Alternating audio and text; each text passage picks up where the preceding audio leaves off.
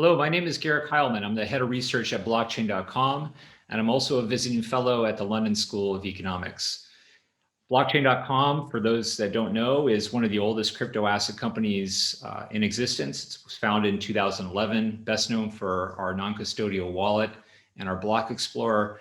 And we've also released in recent years a number of other exciting products, including a world-class exchange and an interest-bearing account where you can earn 12% interest currently on your US dollar stablecoin deposits. So today I'd like to share with you some thoughts on the regulatory landscape. We've covered regulation recently on our monthly webinar and in our podcast. We had Peter Van Valkenburg on in December to talk about how as crypto asset prices grow, you can expect more public attention, and that public attention, media attention, begets policymaker and regulatory attention. And we've already seen a number of really important regulatory developments last month and this month that I think are relevant to what's the outlook for 2021 looks like for crypto assets. So wanted to talk first about stablecoins. Stablecoins have been booming. We've been researching and publishing research on stablecoins since 2018. Invite you to come to our blockchain.com research page, download the status stablecoin reports that we've published and individual reports on particular stablecoins like Paxos and Tether, which the blockchain.com wallet supports. And you may have seen the news recently that the Office of Comptroller for the Currency announced that financial institutions like banks can treat blockchains for payment settlement and use in the same way they treat SWIFT and other traditionally officially recognized payment channels. That's potentially a very significant development that could see a major boost to the use of stablecoins. And this weekend we wrote on our blog about how if you're interested in gaining investment exposure to stablecoins, how you may want to do that. Just to briefly summarize that blog post, stablecoins by design are not intended to go up in value. They're meant to be stable against a peg, typically against the US dollar. However, these stablecoins, they operate on top of blockchain networks like the Ethereum network, the Bitcoin network, Algorand, and Stellar, for example. And in theory, as use of these stablecoins increases, you would expect to see more demand for the native asset on these blockchain platforms like Bitcoin and Ethereum and so on. And actually, after the OCC announced their regulatory guidance on using blockchains for stablecoin payments, we saw both Algorand and Stellar, for example, see big price bumps. So read the blog post and check that out. Let us know what you think about that idea.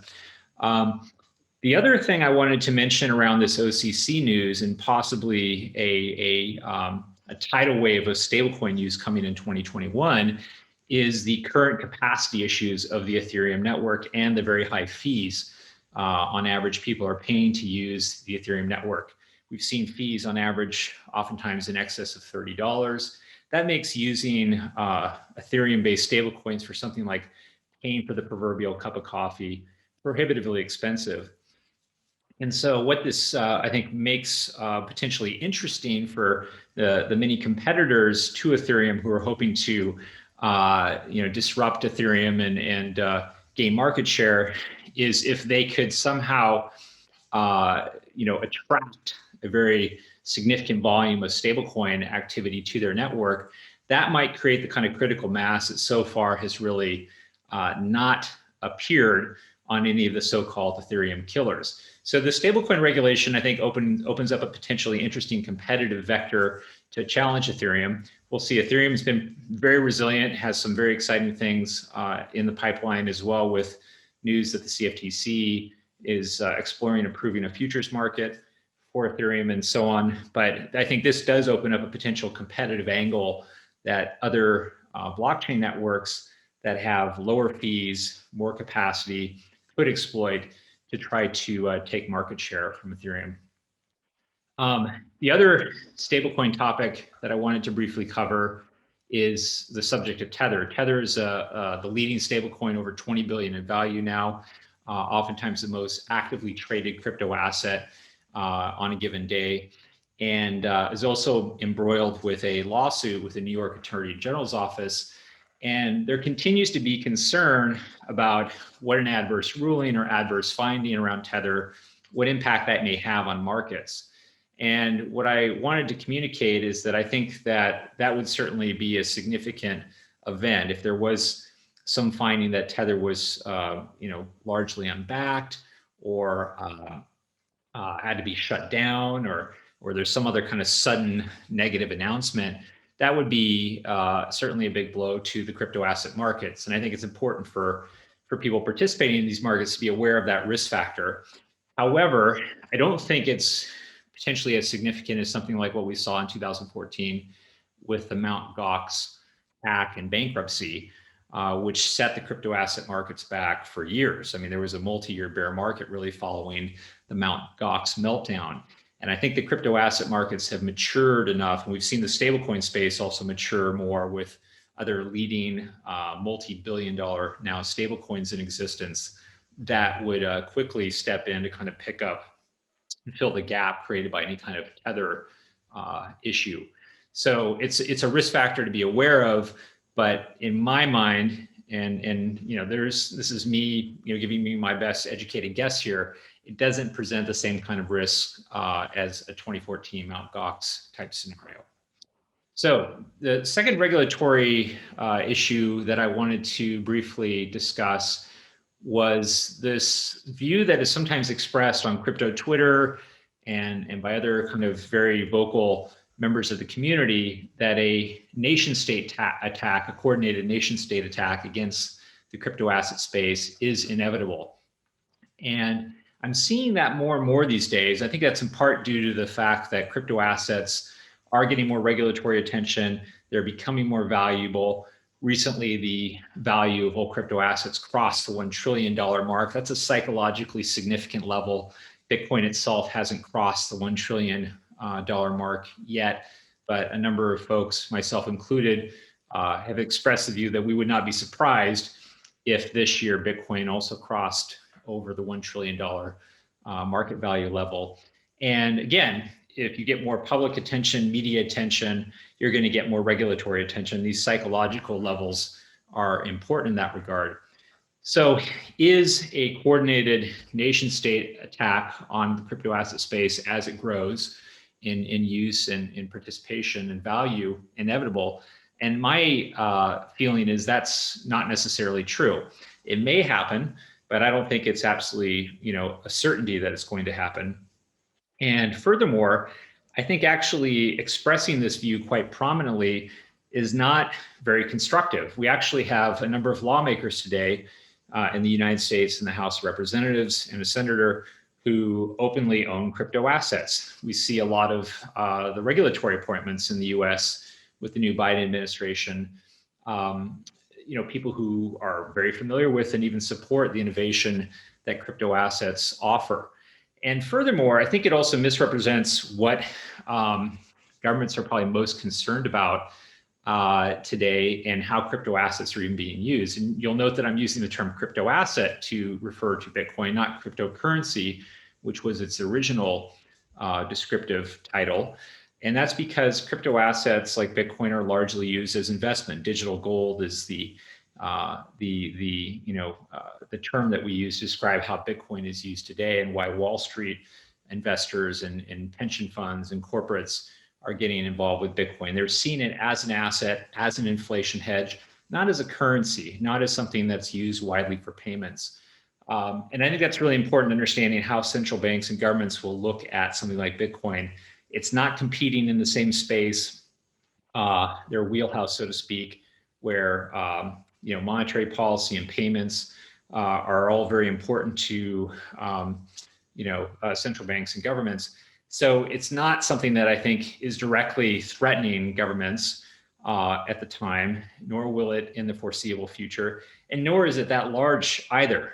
Even if Bitcoin crosses the $1 trillion mark, all the value of all the gold in the world is estimated to be worth roughly about 10 trillion. So, 1/10 the size of the gold market, far, far smaller, of course, than things like the treasury market and major national currency markets. So it's just not really anywhere close to being a threat to a government, and it's not being used in a way largely today that would warrant any concerns of the kind that, oh, we need to shut this down. This thing is doing so much harm in terms of illicit activity and so on and so forth. If anything, the research coming out of firms like Chainalysis suggests that the level of illicit activity, both in terms of its aggregate amount and its share of all activity, is on the decline. So I would push back on this view that a nation state attack on crypto assets is inevitable and something we all need to be on the lookout for. And I think talking about it honestly is actually not constructive and invites kind of the kind of views and looks from regulators that frankly aren't very helpful for the space. So on a similar note, there's also been an argument made recently about how owning crypto assets can be considered unpatriotic, and this has been made by a number of prominent American investors. Somehow that buying Bitcoin is an act against the U.S. government and is something that a true patriot shouldn't do. And again, I would push back on this view. I think it's overstating the case to say that buying something that's worth less than $1 trillion in value in some way threatens the United States government. And furthermore, it's serving as inspiration for central bank digital currencies and modernization of the payment system and of currency and money.